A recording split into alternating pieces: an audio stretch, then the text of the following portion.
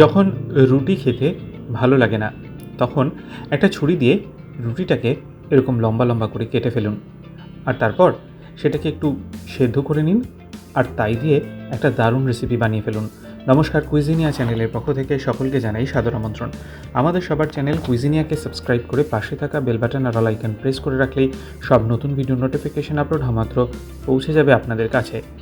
আজকে আমি নিয়ে এসেছি রুটি দিয়ে একটা দুর্দান্ত রেসিপি, যেটা আপনারা ব্রেকফাস্টে সার্ভ করতে পারেন অথবা সন্ধ্যে স্ন্যাক্সেও। আসুন দেখে নেওয়া যাক আজকের এই টেস্টি রেসিপি। প্রথমে একটা বাটির মধ্যে আমরা নিয়ে নিচ্ছি 1 কাপ পরিমাণ আটা, তার সাথে দিচ্ছি 1 কাপ পরিমাণ ময়দা, দিয়ে দিলাম স্বাদ অনুযায়ী নুন। আপনারা পুরো জিনিসটাকে শুধু আটা বা শুধু ময়দা দিয়েও করতে পারেন, আমি এখানে মিক্স করে করছি।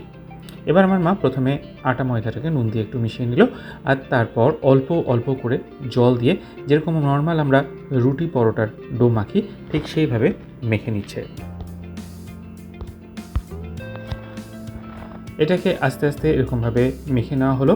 আর যে পরিমাণ আটা ময়দা এখানে আমরা নিয়েছি, মানে মোট 2 কাপ, তা দিয়ে কিন্তু মাঝারি সাইজের মোট 7টা মতো লেচি আমরা কেটে নিচ্ছি। ঠিক এইরকমভাবেই কিন্তু আমরা লেচিগুলো কেটে নিয়েছি।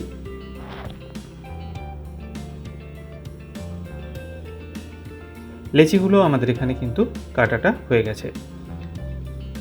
এবার আমরা একটা কাজ করব, সেটা হচ্ছে এই যে লেচিগুলো কাটা হলো সেগুলো একটু হালকা ময়দা বা আটা ডাস্ট করে বেলে নেওয়া হচ্ছে। একটু পাতলা করে বড় করে এখানে বেলে নেওয়া হলো। বেলে নেওয়া হয়ে গেলে এবার একটা ছুরির সাহায্যে এই রুটিটাকে আমরা লম্বা লম্বা করে সরু সরু করে কেটে নিচ্ছি। খুব সরু করব না, একটু মাঝারি সাইজেরই আমরা এখানে কেটে নিলাম। কাটাটা হয়ে যাওয়ার পর এগুলোকে আমরা তুলে একটা প্লেটের মধ্যে ছড়িয়ে রাখব।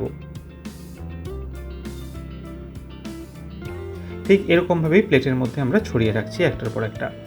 আর তারপর সব যখন এখানে হয়ে গেছে আমাদের কাটা, তখন আমরা এখানে উপর থেকে একটু আটা বা একটু ময়দা ডাস্ট করে নেব, আর তারপর এটাকে একটু হালকা মিশিয়ে নেব, যাতে জিনিসগুলো একে অপরের গায়ে লেগে না যায়। এটা আমাদের হয়ে গেছে।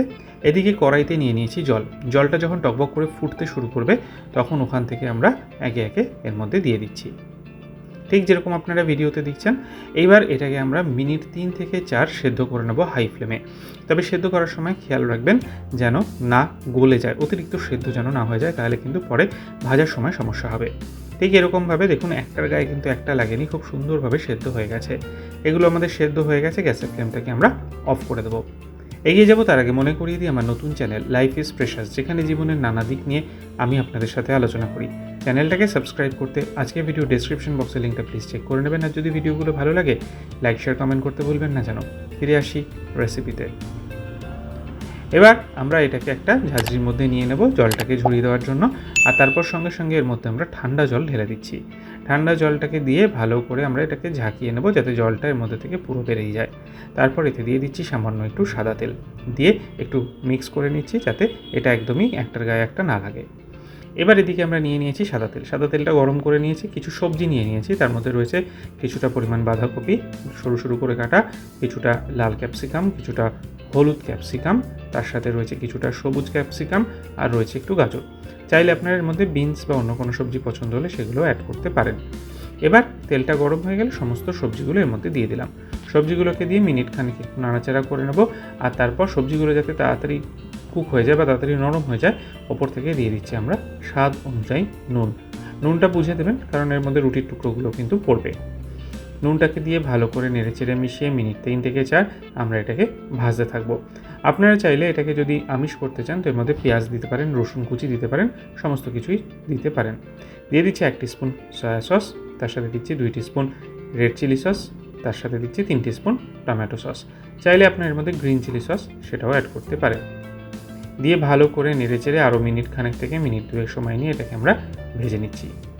যখন দেখবেন সবজিটা বেশ সুন্দর কুক হয়ে গেছে, তখন আমরা এর মধ্যে দিয়ে দেবো ওই সেদ্ধ করে রাখা রুটির টুকরোগুলো। দিয়ে ভালো করে নেড়ে চেড়ে আরও 3 থেকে 4 মিনিট সময় নিয়ে মিডিয়াম টু হাই ফ্লেমে এটাকে আমরা ভাজতে থাকবো। আর এটা যখন ভাজা হয়ে যাবে কমপ্লিট, গ্যাসের ফ্লেমটা অফ করে দেবো। তৈরি হয়ে গেল এই দারুণ সুস্বাদু রুটি চাও।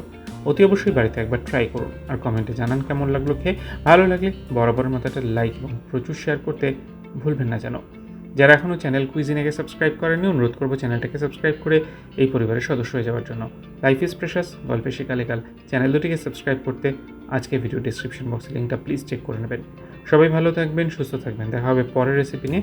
আজ এ পর্যন্তই, নমস্কার।